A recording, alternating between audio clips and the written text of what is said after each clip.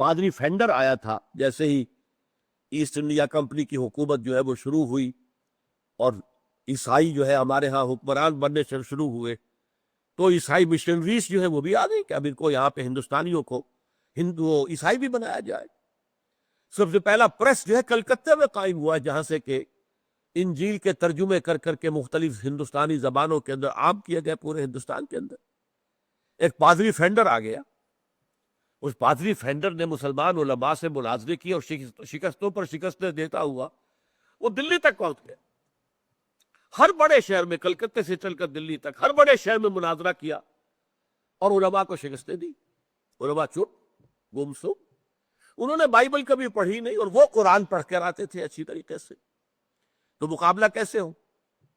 آپ اعتراض کر ہی نہیں سکتے، بائبل آپ نے پڑھی نہیں، آپ ان کے خلاف ان کی کتاب سے دلیل نہیں لا سکتے تھے کہ آپ نے پڑھی نہیں۔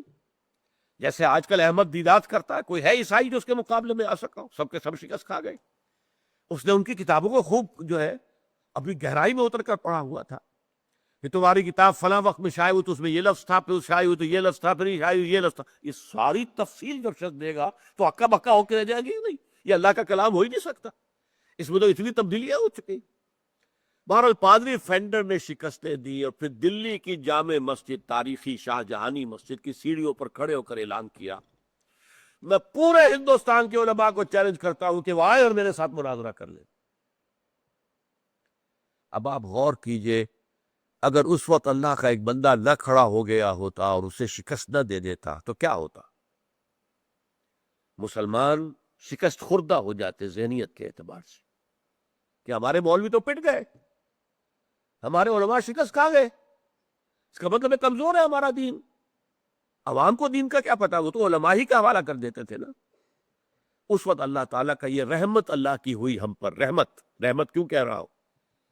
اس لیے کہ ایک اللہ کا بندہ رحمت اللہ نامی کھڑا ہو گیا، مولانا رحمت اللہ کیرانوی۔ یہ کیرانہ بھی اسی علاقے کا ایک قصبہ ہے جس علاقے سے میرا تعلق ہے، ضلع مظفر نگر، اس کے یہ قصبات ہیں۔ یہ یو پی کے مغربی اضلاع میں سے ہے۔ میرے پردادا وہاں سے منتقل ہو کر مشرقی پنجاب آئے تھے، وہ ایک لمبی داستان ہے کیوں آئے تھے۔